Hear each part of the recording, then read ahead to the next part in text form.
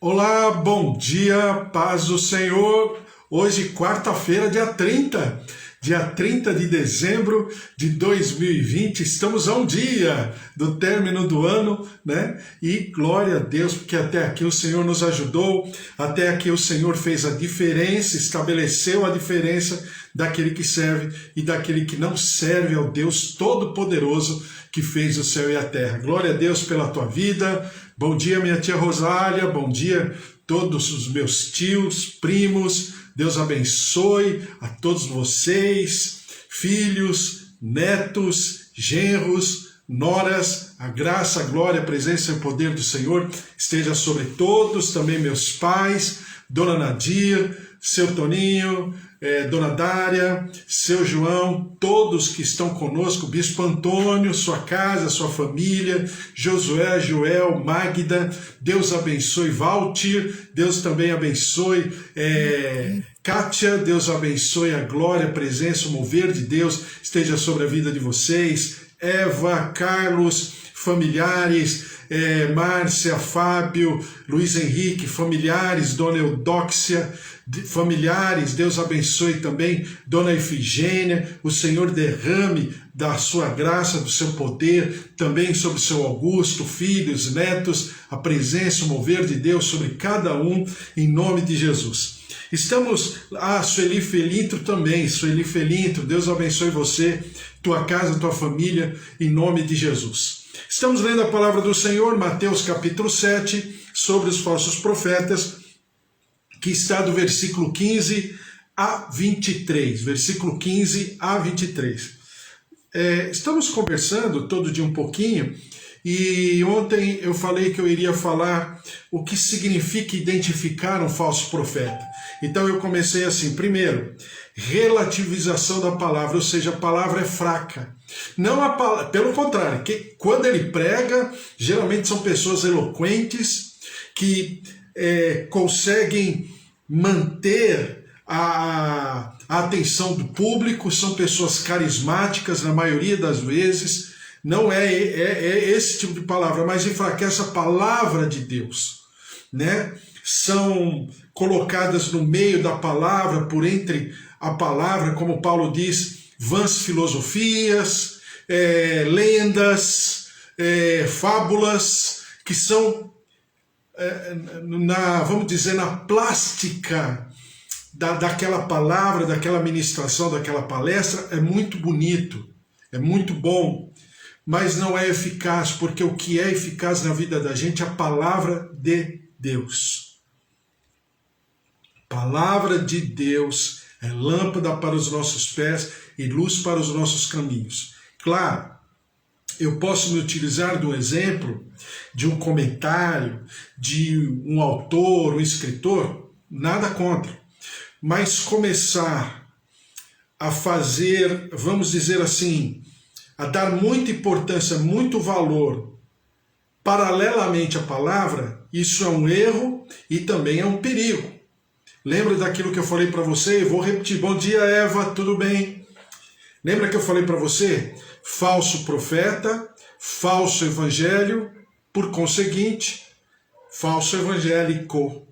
Daí nós temos um país com tanto número de evangélicos e sermos um país tão longe do temor de Deus, né? Principalmente aqueles que levantam a bandeira de serem evangélicos. São, uma boa parte das vezes, os primeiros a se corromperem, a aceitarem suborno, né? a enfraquecerem o nome do Senhor Deus, não enfraquecer o nome em si, mas no sentido da expressão, né, do Senhor Deus junto ao povo, junto à nação. Então isso é tão ruim que eu falei para você que em Mateus, Lucas e Marcos, quando alguém pergunta para Jesus quais seriam os sinais que estaria próximo o reino dos céus, ou que o Senhor estaria próximo à volta do Senhor, ou que estaria próximo os últimos acontecimentos, né, os acontecimentos escatológicos, E ele fala, em primeiro lugar, para que se levantaria falsos profetas. Então eu falei para você que o falso profeta, a manifestação do falso profeta, é a evidência número 1 de que o Senhor está próximo. Ah, mas houveram falsos profetas durante toda a história da humanidade? Com certeza. Mas a Bíblia fala que no final, como um sinal dos tempos, se multiplicaria a quantidade de falsos profetas. Então, quando eu, junto com você, estabelecemos um juízo de valor a respeito, por exemplo, do nosso país, eu já falei para você que o Rio de Janeiro foi, e parece que ainda é, a região que mais brasileiros conhecem o Evangelho, proporcionalmente falando. Dentro de todos os estados, são 26 estados e o Distrito Federal, são 27 estados no total. Então, dentro dos 27 estados da União, o estado do Rio de Janeiro é o estado que mais se divulga, mais se prega e mais se tem conhecimento do Evangelho de todos os estados brasileiros. E o resto da história eu não preciso falar para você.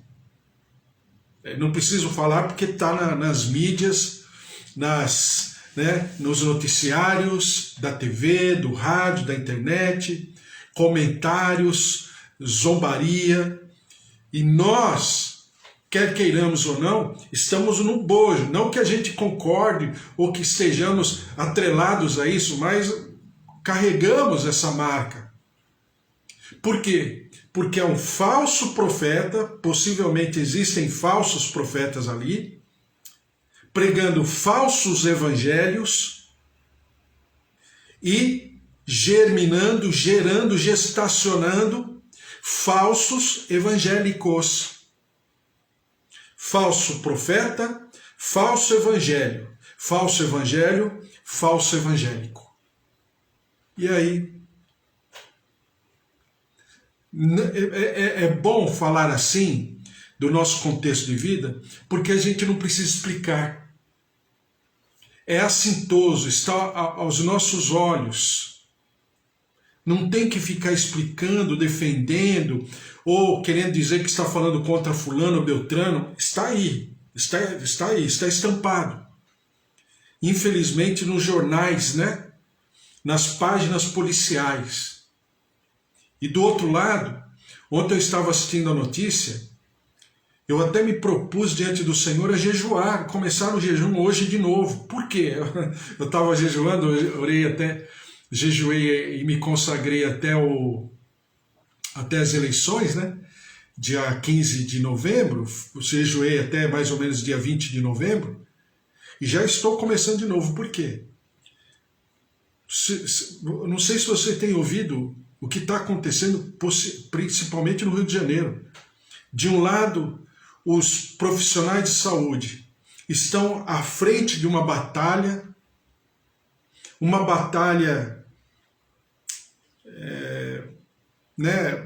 muito grande a respeito da pandemia, porque é uma enfermidade, uma infecção um tanto quanto desconhecida, que não se tem... vamos dizer assim, para o grande público, para a maioria dos profissionais de saúde ainda, estão trabalhando conhecimento, desenvolvimento, até do tratamento, essa coisa toda. Claro que a gente ora pelo tratamento precoce, a ivermectina, hidroxicloroquina e o prednisolona, no começo, nos primeiros sintomas. Claro, isso é uma coisa. Mas do outro lado, você tem gente muito sincera, gente assim que está apostando na sorte, porque estão colocando as suas vidas a prêmio. Profissionais de saúde de uma responsabilidade indizível, não só no Rio de Janeiro, mas em todos os lugares do Brasil. e de repente se sabe que eles não receberam salários, se sabe que existe uma dívida monstruosa de salários que não foram pagos, uma parte deles já estão fazendo greve, outra parte está pensando em fazer greve, os leitos não estão dando conta das pessoas infectadas, parece que é uma terra de ninguém. Não que outras partes do Brasil não sejam, mas lá a coisa está muito séria. Agora são os nossos irmãos que estão ali, são os nossos irmãos brasileiros, né? Que estão ali com as suas famílias, com os seus queridos, ou é o pai, ou é a mãe, ou é o filho, ou é a avó, ou é o tio. Então, veja só o resultado. Lembra que eu falei para você? A questão não é quantos pecadores tinha em Sodoma e Gomorra. A questão não era o tamanho do pecado, ou quantos estavam numa situação de luxúria, de promiscuidade. A questão era quantos justos haviam na terra. Eu vou te dar um dado impressionante. A Europa está sofrendo muito com a pandemia, todo mundo, Estados Unidos, Inglaterra, enfim. Agora, do outro lado, das pessoas que se dizem cristãs, na Europa, por exemplo, toda a Europa, somente 7% se dizem praticantes. Veja que a Europa foi por séculos o celeiro de missionários enviados pelo mundo inteiro para pregar o Evangelho. A que ponto chegamos? Há algumas décadas atrás nós ensinávamos nas igrejas, nas escolas bíblicas, de que todos os países de primeiro mundo haviam tido na sua formatação, na sua configuração, né, na sua fundação, no seu início como país, haviam tido uma aproximação muito grande da palavra de Deus e do temor de Deus. Era, para não dizer a totalidade, 90% dos países de primeiro mundo eram países que tinham na sua formação o temor a Deus e a palavra de Deus. Olha em que momento estamos, onde somente 7% da população europeia, no geral, 7%, se diz protestante praticante. E o resultado está realmente nisso que nós estamos vivendo hoje. Então, quando Jesus fala que nós devemos nos acautelar ou nos afastar ou nos distanciarmos dos falsos profetas, é exatamente por causa disso. E Jesus ainda coloca essa incumbência não apenas sobre mim, que estou ministrando, mas é principalmente sobre você, que está sendo ministrado, e todos os outros. Porque é o povo que precisa discernir, através da palavra de Deus, do conhecimento, do discernimento, da maturidade, da responsabilidade. Porque, em via de regra, esses travestidos de ovelhas, mas que são lobos, né? E a Bíblia fala assim que são lobos roubadores. Não basta ser lobo, não basta matar, destruir, tem que roubar também. Então você tem essa manifestação que é um fato.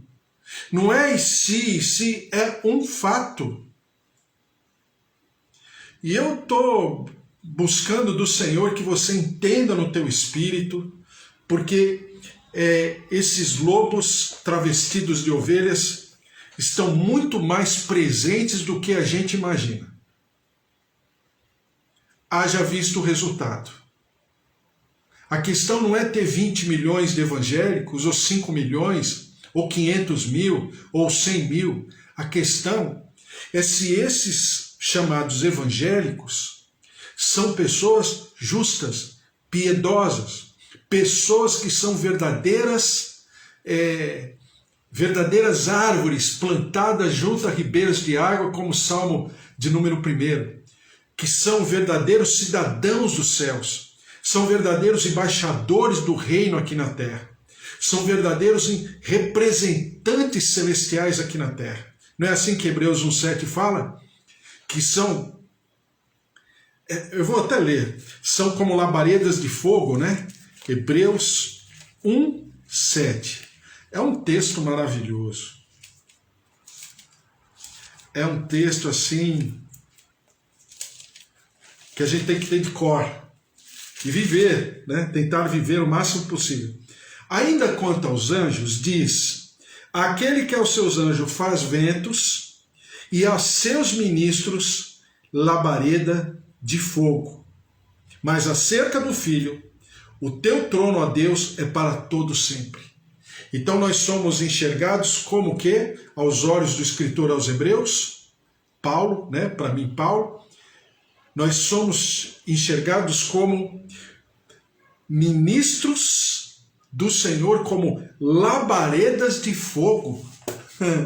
É assim que nós somos enxergados pelo Deus Todo-Poderoso, como labaredas de fogo. Então o cidadão do céu é uma labareda de fogo. Ele se manifesta, ele vive de um contexto, de uma conjuntura, de uma constituição tão grande como o reino, que não tem como viver, né, misturado, ainda que ele esteja dentro de um povo, de uma população, de uma sociedade, ele sempre estará sendo essa labareda de fogo, a despeito de. E é isso que está faltando no Evangelho, na pregação do Evangelho, na ministração do Evangelho, na maneira das pessoas serem, é essa consistência, essa constituição. Diz aqui a palavra, eu falei ontem, né, dos pontos. Segundo, enxertar a palavra a opiniões, né? Então a pessoa fica colocando na palavra as opiniões, os pontos de vista de muitas pessoas, e até o ponto de vista dela. Não, isso é vedado. Palavra de Deus é palavra de Deus. E eu tenho que ter um filtro para quando estiver ministrando, para que a minha opinião, para que o meu trauma, a minha pequenez, a minha, vamos dizer assim, a minha fragilidade não esteja misturada com a palavra. Palavra é palavra. Ponto. Terceiro lugar, essas pessoas disfarçadas de ovelhas, que são lobos roubadores, não servem, mas são servidos. Lembre-se daquilo que Jesus falou. Quando estavam lá junto à mesa, na última refeição, e depois que Jesus ministrou, aí eles estavam a boca pequena discutindo quem ia ser maior no futuro reino do Senhor. E o Senhor, ouvindo essas conversações paralelas, né? E aí vem alguém e fala assim: Senhor, quem é maior? Quem será maior no teu reino? Como é que o Senhor fará no teu reino? Como o Senhor fará nas divisões da tua corte? Aí ele pergunta, aí ele responde essa pergunta com uma outra pergunta, né? Ué, quem é maior? Quem está sendo servido ou quem está servindo? Aí ele fala: claro, o maior é quem está sendo servido. Aí ele falou assim: então, pois eu sou o garçom, eu sou aquele que está servindo.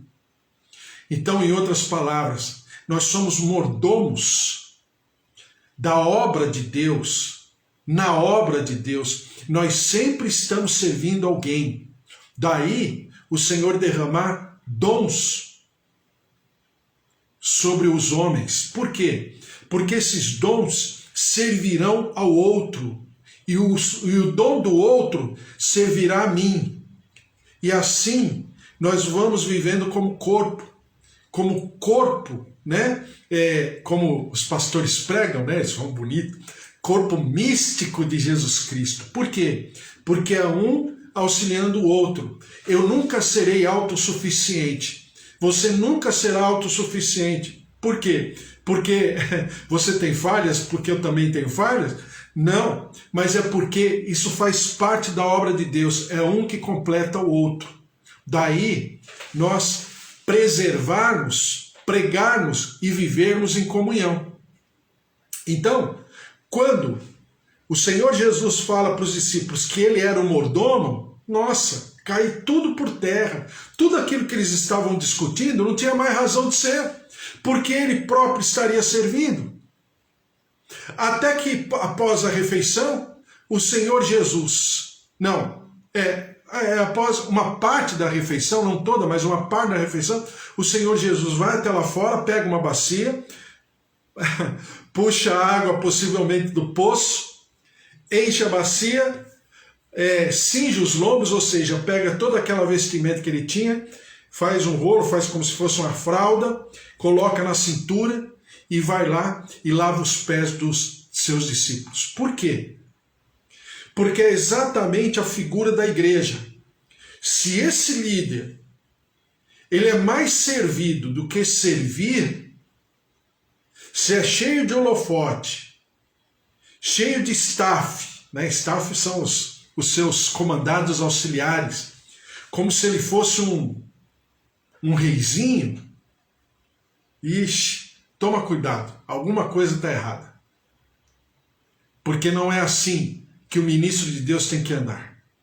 Não obstante termos respeito, não obstante enxergarmos nele, né, a manifestação do Senhor, mas tudo no seu devido lugar, com muita coerência, com muito equilíbrio, né?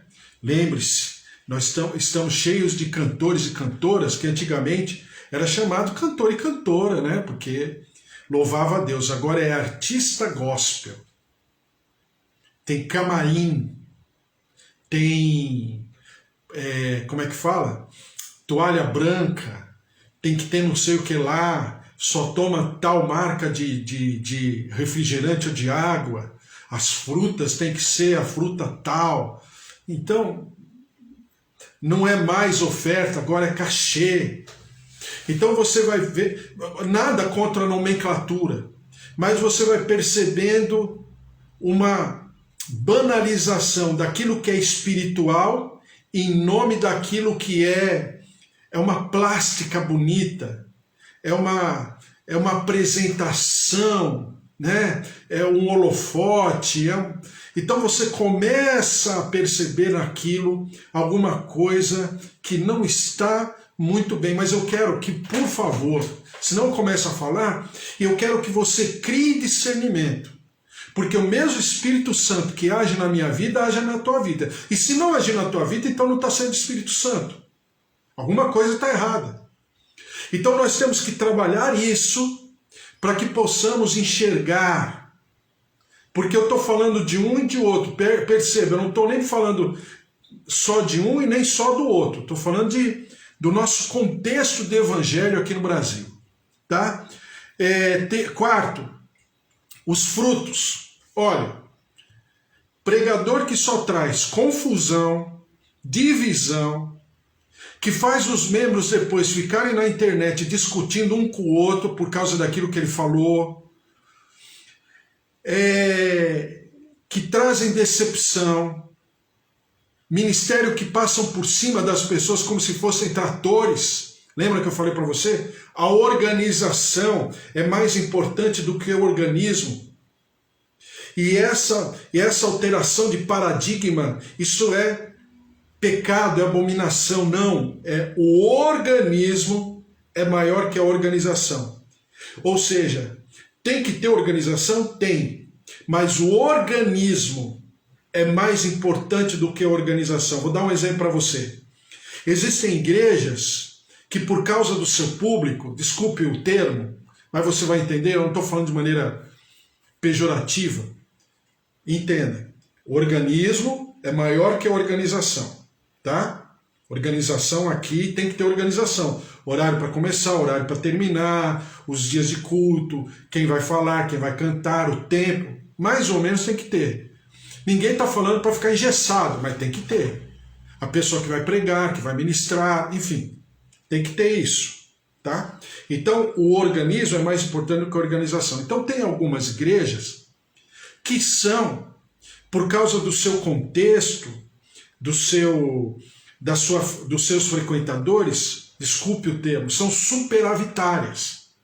Mas tem uma boa parte delas que são deficitárias aos olhos humanos. Por quê? Estão em locais, muitas vezes, de muita gente, de um público, mas que a condição financeira é muito pequena. Então essas superavitárias estão lá exatamente para servirem as deficitárias. É assim que acontece. Então, por exemplo, uma obra missionária nunca vai poder ter, como é que fala, um controle fiscal de gastos. Por quê? Porque é lógico, é um ministério missionário, pela sua própria, pelo seu próprio perfil de existência.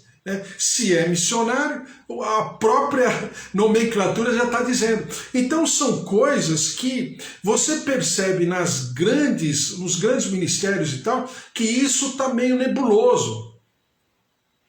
Então são coisas que você precisa adquirir juízo de valor. Lembre-se daquilo que Deus falou lá em Sodoma e Gomorra. Antes de destruir a Sodoma e Gomorra, Deus já havia profetizado sobre Abraão, que profetizou em relação a nós. Porque a Bíblia fala que nós somos herdeiros de Abraão. E ele fala: Abraão, de você sairá uma grande nação, e os teus herdeiros, estarão, com a palavra nos seus corações e manifestarão justiça e juízo. Para você achar e para eu ler exatamente o que está escrito, eu vou abrir aqui. Gênesis capítulo 18. Eu já li alguns dias atrás aqui. Diz aqui: porque eu o escolhi para que ordene a seus filhos e a sua casa depois dele, a fim de que guardem o caminho do Senhor. Guardar o caminho do Senhor. O que é caminho do Senhor? É guardar a vida do Senhor, é guardar o sentimento do Senhor, é guardar o pensamento. Isso significa caminho. Entrega o teu caminho ao Senhor. O que é? Entregar a minha vida, a minha consistência de vida, a minha perspectiva de vida, a minha expectativa de vida, entregar os meus sonhos, os meus projetos, as minhas angústias, as minhas tristezas, as minhas falhas. Ou seja, entrega o teu caminho ao Senhor, entrega a tua existência ao Senhor, confia nele, mas ele fará.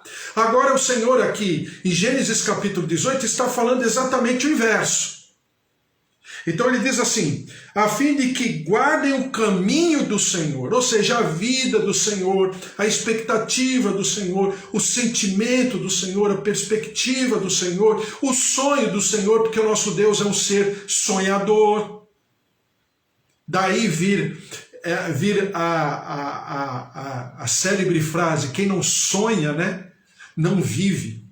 Por quê? Porque nós somos feitos de sonho, já diria o Milton Nascimento lá com o grupo da Esquina lá em Minas Gerais, quando fizeram aquela música. Porque são homens, porque sonham. Então nós sonhamos. Então nosso Deus sonha. O nosso Deus tem projetos. O nosso Deus tem perspectiva. O nosso Deus escreveu a minha vida e a tua vida no seu livro antes que o primeiro dia existisse. Está lá no Salmo 139, versículo 16. Então é isso, que guarde o caminho, ou seja, guardem a palavra do Senhor e pratiquem a justiça e o juízo. Para que agora Jesus, falando sobre a constituição do reino, capítulo 7, pudesse dizer o seguinte: que haveriam falsos profetas. E eles são lobos roubadores. João capítulo 10 diz o seguinte: Jesus, pois, lhes afirmou de novo: em verdade vos digo, eu sou a porta das ovelhas. Porta significa acesso, tá? Quando Jesus fala, eu sou a porta das ovelhas, ele está dizendo, eu sou o único acesso, eu sou a única ponte entre Deus e o homem, mas eu sou a verdadeira porta, porque eu também sou pastor, né? Lembra que eu falei para você? Se Mateus fala de Jesus rei, Marcos fala de Jesus servo. Se Marcos fala de Jesus servo, Lucas fala de Jesus o homem perfeito, né? O ungido, o Messias que deveria vir. Então João fala do Jesus Deus, porque não teve por usurpação ser igual a Deus, mas ele era Deus, mas ele se propôs ser homem. Então, o eu sou, que o Pai responde para Moisés perguntando para Deus, mas o Senhor está me enviando? E se o faraó perguntar, quem é o Senhor? Aí ele diz, diga que o eu sou, o que sou, o eu sou te enviou. Aí Jesus responde, continua o eu sou 7 vezes no livro de João. E uma delas está aqui. Eu sou a porta, né, das ovelhas. Todos quantos vieram antes de mim são ladrões e salteadores, mas as ovelhas não lhe deram ouvidos. Então, versículo 22 do capítulo 7 de Mateus, já estou terminando. Diz assim, muitos naquele dia hão de dizer-me, Senhor, Senhor, porventura não temos nós profetizado em teu nome? Em teu nome não expelimos demônios? E em teu nome não fizemos muitos milagres? Então lhes direi explicitamente, nunca vos conheci. E aí o conhecimento, o que é? É conhecer o caminho. Lembra que eu falei para você? Conhecer no grego é dissecar, conhecer nos mínimos detalhes aquele organismo. Mas conhecer no hebraico é conhecer na intimidade. Daí, no Antigo Testamento, algumas vezes você lê a frase, e fulano conheceu a fulana, que significa o quê? Entraram em intimidade, né? Em outras palavras. Então, conhecer a Jesus é conhecer na intimidade, é conhecer os seus caminhos, lembra que eu falei para você? É conhecer o seu caminho, conhecer a sua vida, conhecer o seu sentimento, conhecer os seus pensamentos, as suas angústias, a sua tristeza, a sua alegria. Nosso Deus é um ser. E por ser um ser, tem sentimentos. E conhecer a Deus. Quando Jesus fala para esses falsos profetas, nunca vos conheci, ou seja, vocês fizeram as coisas porque tem dom sobre a vida de vocês. Mas isso não significa que haja intimidade comigo. Por quê? Ter o poder de Deus é diferente de ter a glória de Deus. Lembra que eu falei? Então, conhecer a Deus é diferente de ter apenas os atributos que são dele. E ele entregou, derramou sobre mim, mas porque o Senhor derramou dons aos homens. Pronto. Mas isso não significa tudo. Então vão falar, Senhor, Senhor, fizemos milagres. Olha só, fizemos milagres. Expelimos demônios, ou seja, aliviamos a carga, a tristeza, a angústia das pessoas. E Jesus vai falar, não vos conheço. Apartai-vos de mim, que praticais a iniquidade. Ou seja, apartai-vos de mim, não por aquilo que vocês fazem no púlpito. Púlpito para alguns, altar para o outro, né? Para aquilo que vocês, para não ficar entre um e outro, eu vou falar plataforma. Não por aquilo que vocês fazem na plataforma, não, porque isso é dom. Eu quero ver a vida de vocês depois da plataforma. A vida que vocês praticam a justiça, porque é um outro dado. Geralmente essas pessoas não praticam a justiça. Justiça tanto de Deus como a dos homens, tá? São pessoas, geralmente, que têm uma resistência à justiça. A gente conversa mais. Amanhã eu não vou falar sobre isso, né? Eu vou eu vou estar falando mais sobre o final do ano, as palavras do Senhor, as promessas do Senhor, e vamos combinar e tomar ceia amanhã. Vamos combinar? Então amanhã, dia 31/12, às 10 horas, nós vamos tomar a nossa ceia simbólica, claro. Simbólica porque como quem está entregando o ano inteiro e está recepcionando o novo ano. Aí você vai falar, mas é 10 horas da manhã, não é meia-noite, mas faz de conta, como a gente está na internet mesmo, faz de conta que a gente está no Japão. Então no Japão não vai ser 10 horas da manhã, vai ser 10 horas da noite ou alguma coisa próxima disso. Faz de conta que a gente está na Ásia. E aí a gente vai comemorar a Santa Ceia do Senhor, vai entregar esse ano no altar do Senhor, claro, depois vocês vão ter as celebrações de vocês, os jantares e tudo, e no domingo também a gente vai comemorar a Santa Ceia, porque é o primeiro domingo de janeiro, mas é também o primeiro domingo do ano, né? Então nós vamos estar comemorando, mas amanhã vamos simbolicamente tomar a ceia do ano novo. Combinado assim? O que vocês acham? Tudo bem?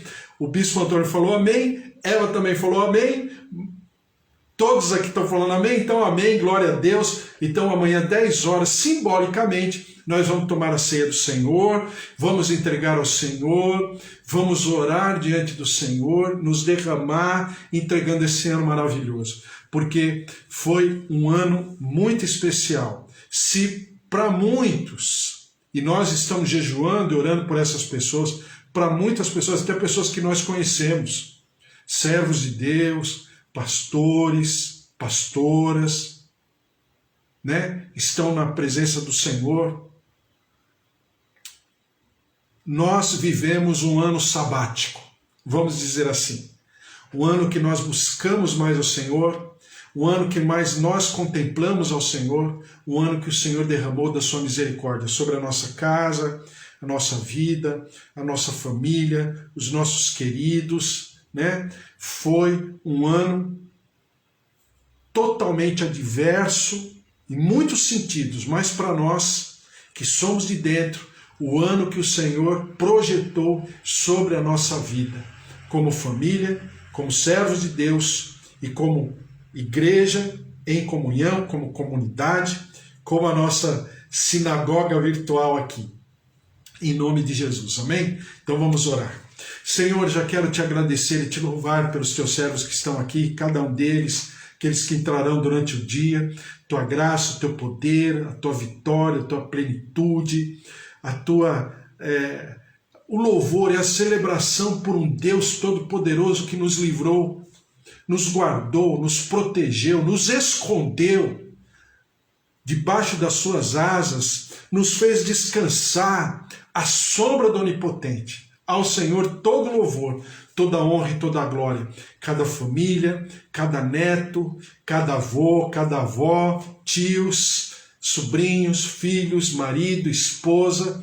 Senhor, derrama-te, vem com a tua graça, visita os nossos órgãos, visita o nosso coração, nossas artérias, nossas veias.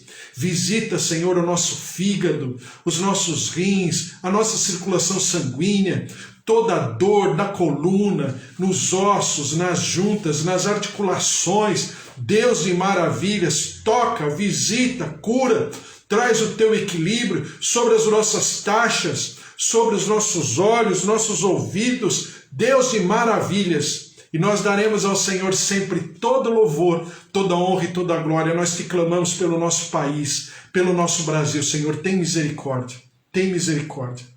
É só isso que nós clamamos, misericórdia.